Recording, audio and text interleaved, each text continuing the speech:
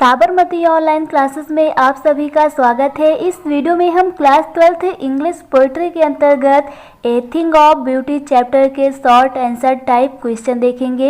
A thing of beauty जिसे compose किया है जॉन कीट्स जी ने। तो चलिए इसके क्वेश्चन आंसर देखते हैं। फर्स्ट क्वेश्चन है list high things of beauty mentioned in the poem. तो लिस्ट मीन्स हमें सूची बनानी है, थिंग्स ऑफ ब्यूटी मीन्स सुंदर वस्तुओं की हमें सूची बनानी है, मेंशन्ड जिनका वर्णन किया गया है इन द पोयम इस कविता में। तो इस कविता में जितनी सुंदर चीजों का वर्णन किया गया है उनको यहाँ पर हमें बताना है। तो चलिए आंसर देख लेते हैं। The things of beauty mentioned in the poem की इस पोयम में जो थिंग ऑफ ब्यूटी जो मेंशन की गई है, जिसका जिक्र किया गया है, वो है द सन सूर्य का वर्णन किया गया है, मून चांद का वर्णन किया गया है, ट्रीज ओल्ड एंड यंग जो पेड़ है कौन कौन से पुराने और नए। तो जो पुराने और नए पेड़ हैं वो है थिंग ऑफ ब्यूटी। सिंपल सी भेड़ का वर्णन किया गया है। डैफोडिल्स मीन्स नरगिस के फूल। तो डैफोडिल्स मीन्स होता है नरगिस के फूल। क्लियर रिल्स मीन्स होता है जो छोटी छोटी नदियों की धाराएं हैं उनको बोलते हैं क्लियर रिल्स। तो यहाँ पर नदियों की धाराएं हो जाएंगी। एंड मस्क जो है, मस्क एक प्रकार का सुगंधित फूल होता है। तो यहाँ पर जो थिंग ऑफ ब्यूटी का वर्णन किया गया है, सन हो गया, मून हो गया, ट्रीज ओल्ड एंड यंग हो गया, सिंपल सीप हो गया, डैफोडिल्स हो गया, क्लियर रिल्स हो गया एंड मस्क हो गया। तो फर्स्ट हमारा क्वेश्चन आंसर कंप्लीट हो जाता है कि the thing of beauty mentioned in the poem are the sun, the moon, trees old and young, simple sheep, daffodils, clear rills and musk. Second question देखते हैं। सेकेंड क्वेश्चन है list the things that causes suffering and pain. तो हमें ऐसी वस्तुओं की सूची बनानी है जिनके कारण क्या होता है, सफरिंग मीन्स उनके कारण कष्ट होता है, पेन और दर्द होता है। तो ऐसी वस्तुओं की सूची बनानी है जिनके कारण कष्ट और दुख होता है जो पोयम में मेंशन किए गए हों। तो आंसर हो जाएगा the things that causes suffering की ऐसी वस्तुएं जिनके कारण सफरिंग कष्ट होता है एंड पेन और हमें दर्द होता है आर वो कुछ इस प्रकार से हैं। Malice and disappointment. Malice means होता है दुर्भावना, डिसअपॉइंटमेंट मीन्स निराशा। तो जो दुर्भावना होती है और निराशा होती है।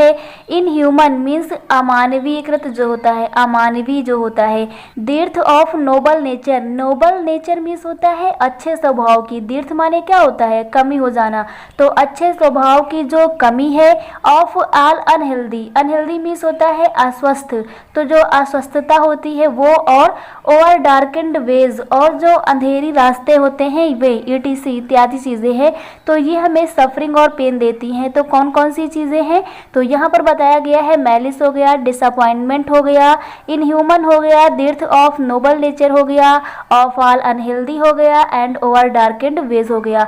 तो हमारा कंप्लीट आंसर हो जाएगा the things that causes suffering and pain are malice and disappointment, inhuman, dearth of noble natures, of all unhealthy and over darkened ways etc.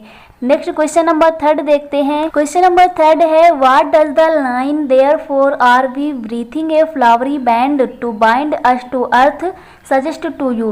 तो यहाँ पर कहा गया है व्हाट डज द लाइन की जो पंक्तियां हैं वो क्या कह रही हैं, therefore are we breathing a flowery band की जो हम एक फ्लावरी बैंड बनाते हैं, फूलों का जो एक गुलदस्ता बनाते हैं, बैंड बनाते हैं, वो टू बाइंड अस वे हमें बांधे रहता है अर्थ पृथ्वी से। तो यहाँ पर ये कहा गया है कि जो ये पंक्तियां कही गई हैं कि हम जो रोज फूलों की एक माला बनाते हैं जो हमें पृथ्वी से बांधे रहता है, तो इन पंक्तियों में क्या व्यक्त किया गया है हमें ये बताना है।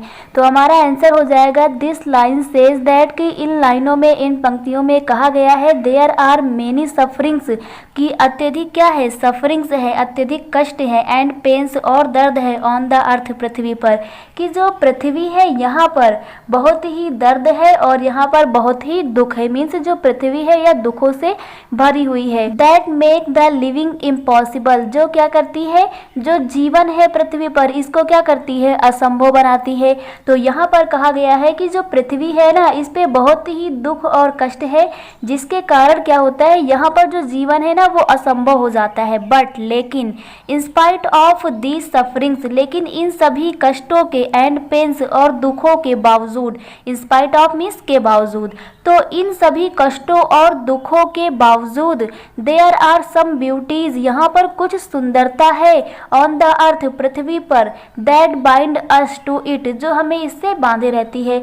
तो यहाँ पर यह कहा जा रहा है कि लेकिन इन सब के बावजूद, इन दुखों कष्टों के बावजूद इस अर्थ पर, इस पृथ्वी पर एक ऐसी सुंदरता है जो हमें पृथ्वी से बांधे रहती है। तो हमारा कंप्लीट आंसर हो जाएगा, this line says that there are many sufferings and pains on the earth that makes the living impossible, but in spite of these sufferings and pain there are some beauties on the earth that bind us to it। Next question number 4 देखते हैं। Question number 4 में कहा गया है what makes human being love life in spite of troubles and suffering. What makes, क्या बनाता है या बांधे रहता है, ह्यूमन बीइंग लव, की जो मानव है वो प्रेम करता है लाइफ से, जीवन से, कि जो मनुष्य है, मनुष्य को जीवन से प्रेम करने के लिए कौन बाध्य करता है, इन spite of troubles and suffering, की कष्टों और मुसीबतों के बावजूद जो मनुष्य है इसे जीवन से प्रेम करने के लिए कौन बाध्य करता है।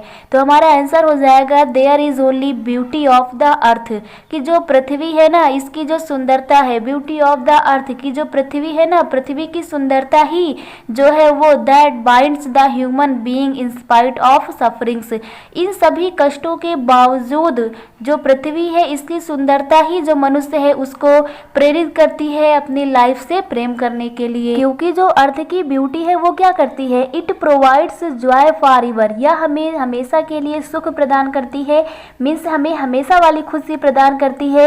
इट इज ट्रू आल्सो, और यह सत्य भी है। मीन्स यहाँ पर यह कहा गया है कि जो ब्यूटी ऑफ अर्थ है, पृथ्वी की जो सुंदरता है ना वो मानव को बांधे हुए है इन सब दुखों के बावजूद, और जो ब्यूटी है ना वो व्यक्ति को क्या करती है, प्रोवाइड कराती है जॉय फॉर एवर, हमेशा के लिए, और इट इज ट्रू आल्सो, और यह हमेशा सत्य है। तो यह सत्य भी है कि जो पृथ्वी की सुंदरता है यह मनुष्य को हमेशा सुख प्रदान करती है। नेक्स्ट क्वेश्चन नंबर 5 देखते हैं। What image does the poet use to describe the beautiful bounty of the earth. What image, वे कौन सी इमेज हैं, वे कौन से चित्र हैं, डज द पोएट यूज, जिनको कवि ने यूज किया है डिस्क्राइब, वर्णन करने के लिए, the beautiful bounty of the अर्थ, यानी कि ब्यूटीफुल जो सुंदर चीजें हैं इनका वर्णन करने के लिए कवि जो है उसने किन उपमा का प्रयोग किया है। तो यहाँ पर प्रश्न ये पूछा जा रहा है कि जो पृथ्वी की सुंदरता है ना, ब्यूटीफुल बंटी ऑफ द अर्थ, की जो पृथ्वी की सुंदरता है इसको डिस्क्राइब करने के लिए, वर्णन करने के लिए कवि ने किस उपमा का वर्णन किया है। तो यहाँ पर आंसर हो जाएगा द पोएट हैज यूज्ड, जो कवि है इन्होंने वर्णन किया है the eternal fountain of immortal drink. Eternal fountain means अमर फव्वारे का वर्णन किया है,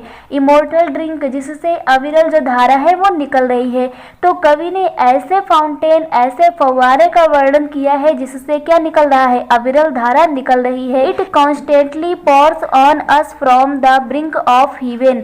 इट कॉन्स्टेंटली जो लगातार पॉर्स बौछार कर रहा है, ऑन अस हम पे, from the brink of heaven means स्वर्ग के किसी किनारे से।